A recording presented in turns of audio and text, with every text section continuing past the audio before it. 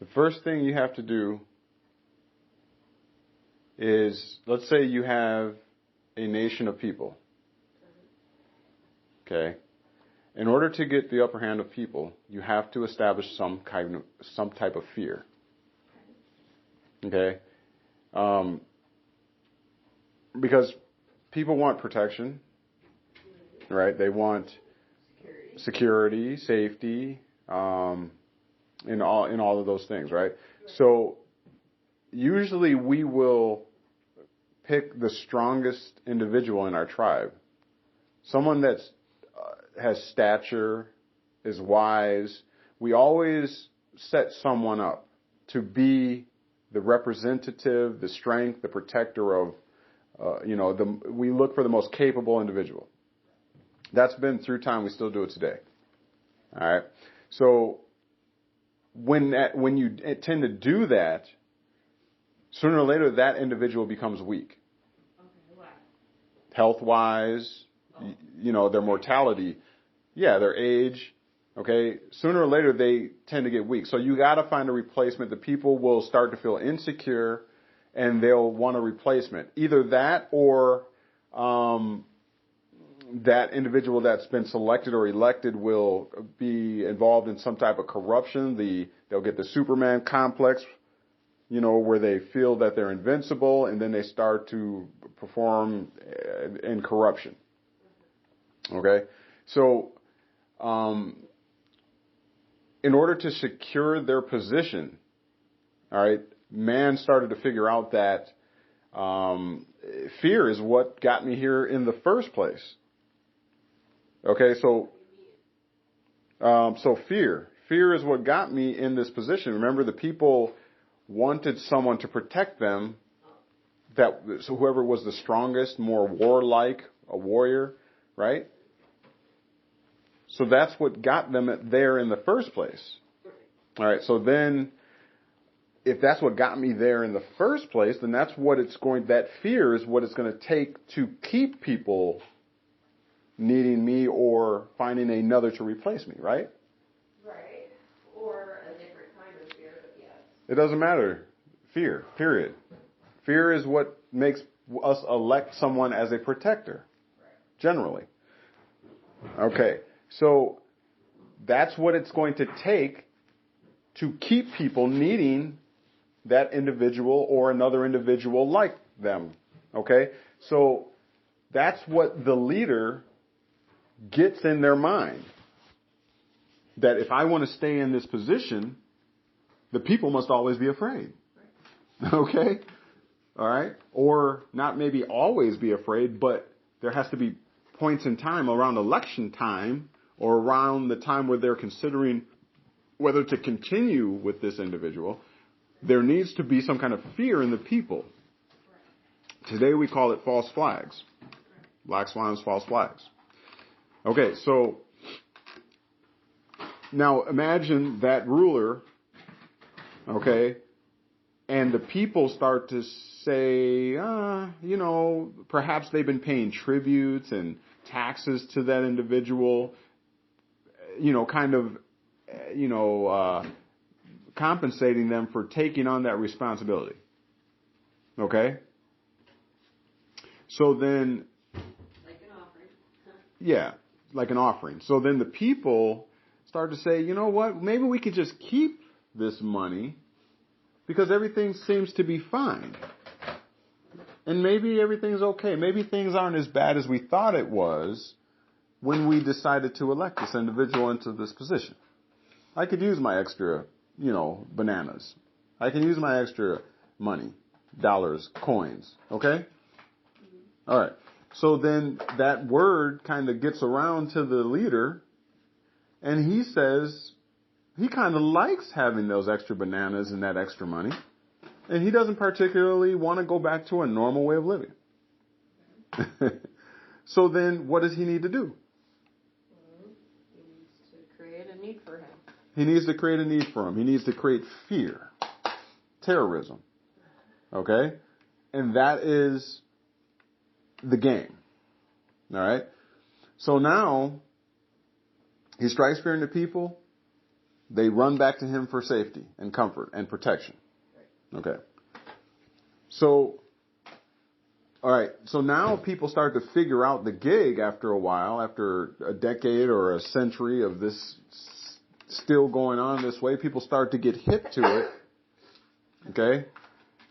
And so the leadership starts to get a little bit more tech savvy, and they start to come up with customs, social norms and rituals. Okay, we see it on TV all the time, on movies, where fear tactics, the most prevalent of which is ceremonies, because that leader, because of his position, has maybe more time than the working class on the island or in the tribe to kind of, go where no man has gone before, kind of explore, And so he finds out, in this analogy, that through his scientists or through his explorers or geography specialists and all that he has put into his cabinet, they find out that there's this volcano that goes off every, 5 years or so. Okay? And so he uses that to his advantage, because when that volcano goes up, people die. Okay? And people suffer. And their village and their tribal artifacts are destroyed. And their history, pieces of their history that people covet and hold value to, And so he takes the occasion to monopolize, or I should say to govern, their minds. So that's what government means. Okay? So now he knows that volcano is going to go off like clockwork, or so.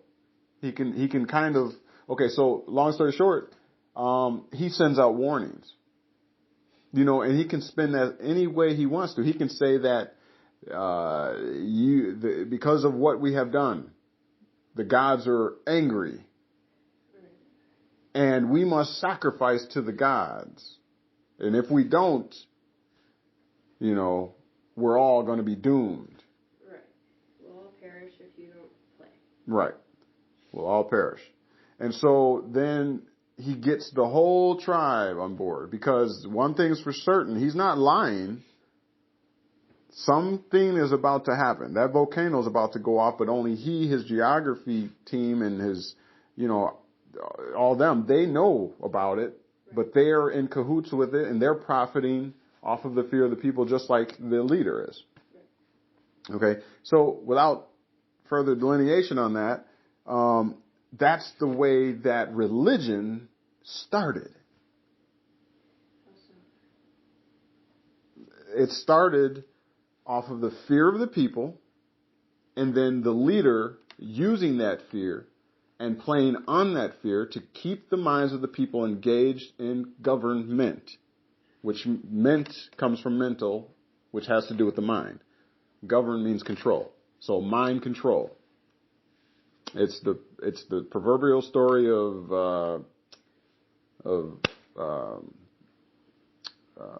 the Wizard of Oz. The man behind the mask pulling the strings.